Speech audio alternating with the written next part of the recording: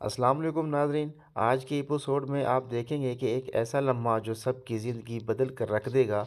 کامیار آج حسب معمول اپنے آفس سے نکل ہی والا تھا کہ اسی وقت اسے مشتاق صاحب کی کال آئی۔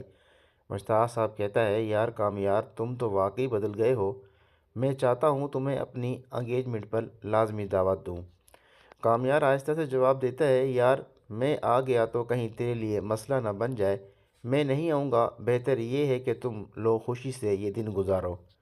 مشتاق ہنسے ہوئے کہتا ہے، نہیں یار، میں نے فلک سے بات کر لی ہے، فلک بھی کہہ رہی ہے کہ کامیار آ جائے تو کوئی مسئلہ نہیں ہوگا۔ ادھر دوسری طرف فلک اور آئرہ تیار ہو رہی تھی۔ فلک میک اپ کرتے ہوئے کہتی ہے، میں نے کامیار کو بھی بلایا ہے۔ آئرہ فوراً پریشان ہو کر کہتی ہے، کیوں بلایا؟ ابو کو برا لگے گا، یہاں حالات پہلے ہی عجیب ہیں، ایسا نہ ہو سب کچھ خراب ہو جائے۔ فلک کہتی ہے، خیر اب تو مشتاق نے کہہ دیا ہے، مگر آئندہ میں خیال رکھوں گی۔ منگنی کے شروع ہو جاتی ہے، محفل ہنسی خوشی چل رہی ہوتی ہے، مگر آئرہ دروازے کی طرف دیکھ رہی ہوتی ہے کہ شاید کامیار آ جائے۔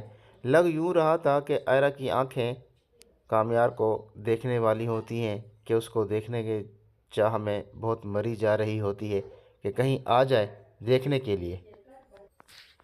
مگر آئرہ کے دل میں عجیب سی کسک ہوتی ہے، وہ بار بار دروازے کی طرف دیکھتی ہے، شاید کامیار آ جائے، مگر کامیار نہیں آتا۔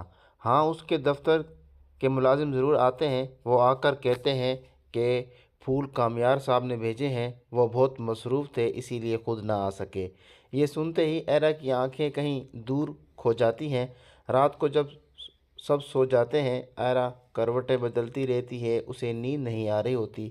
وہ فلک کو کہتی ہے، اٹھو فلک، اٹھو نا، مجھے نیند نہیں آ رہی، میری بات سنو۔ فلک آنکھیں مل کر کہتی ہے، کیوں، اب تو کامیار بھی نہیں تنگ کرتا، اب کیا مسئلہ ہے؟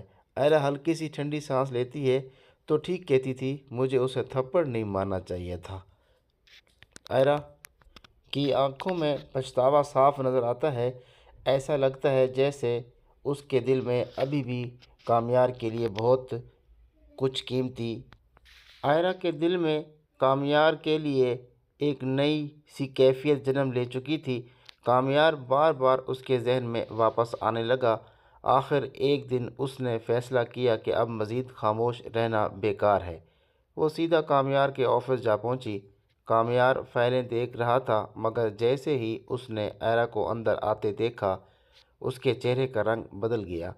آئرہ نے نظریں نیچے جھکا کر آہستہ سے کہا، میں معافی مانگنے آئی ہوں، تمہیں تھپڑ نہیں مارنا چاہیے تھا، مجھ سے غلطی ہو گئی ہے۔ کامیار نے اس کی آنکھوں میں وہ سب کچھ دیکھ لیا جو الفاظ میں نہیں تھا۔ تم آ گئی ہو، یہی کافی ہے، کامیار نے بولا۔ اسی شام دونوں ساتھ ڈنر کرنے گئے، مگر ایک کونے میں بیٹھی فاریہ نے انہیں دیکھ لیا۔ اس کی آنکھوں میں غصہ بھر آیا، فوراً تصویر کھینچ لی، پھر اچانک وہ دونوں کے سامنے آ کھڑی ہوئی۔ بغیر سوچے سمجھے اس نے آئرہ کو تھپڑ مار دیا۔ اسی وقت کامیار گرچہ آئرہ کو ہاتھ لگانے کی ہمت کرنا تمہیں کیسے ہوئی؟ آج کے بعد اس کے خلاف ایک لفظ بھی بولا تو مجھ سے برا کوئی نہیں ہوگا، سب زیادہ دیر برا بھلا کہوں گا۔ فاریہ کے قدم لرز گئے، مگر اس کے دل میں جلتا ہوا بدلے کا شعلہ کم نہ ہوا۔ وہ سیدھی کامیار کی امی کے پاس جا پہنچی اور سب کچھ بتا دیا، تصاویر بھی دکھا دی۔ اگلی صبح کامیار کی امی اور فاریہ آئرہ کے گھر پہنچی۔ دونوں کے چہروں پر نفرت صاف نظر آ رہی تھی۔ تم نے کہا تھا کہ تمہیں کامیار میں کوئی دلچسپی نہیں، کامیار کی امی نے سخت لہجے میں کہا، پھر تم اس کے ساتھ ڈنر کیسے کر رہی تھی؟ آئرہ خاموش رہی، گھر کی عزت اور قسمت کے درمیان پھنسی ہوئی۔ فاریہ نے بات اور بھی گندی کر دی، سیدھا بتاؤ کتنے پیسے لوگے کامیار کو چھوڑنے کے لیے؟ آئرہ نے بس ہلکی سی نظر اٹھائی، کچھ نہ کہا اور وہاں سے اٹھ کر چلی گئی۔ آنسو آنکھوں کے کناروں تک آ پہنچے تھے۔ اس کے ابو عرفان نے سب سن لیا۔ وہ سخت لہجے میں بولے، آئرہ کی شادی اسی مہینے ہوگی۔ جب کامیار نے یہ خبر سنی، اس کا صبر ٹوٹ گیا۔ اشتیاق نے آ کر بتایا، آئرہ کی منگنی طے کر دی گئی ہے۔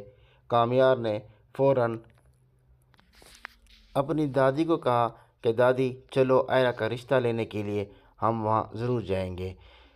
دادی نے کہا ہم جائیں گے، رشتے کے لیے جائیں گے، بالکل جائیں گے۔ اگلی صبح جب کامیار کا پورا خاندان آئرہ کے گھر پہنچا، عزت کے ساتھ، سچائی کے ساتھ سب بات رکھی گئی۔ عرفان صاحب نے غور سے سنا، پھر آہستہ سے جواب دیا، پہلے فلک کی شادی ہوگی، پھر آئرہ کی۔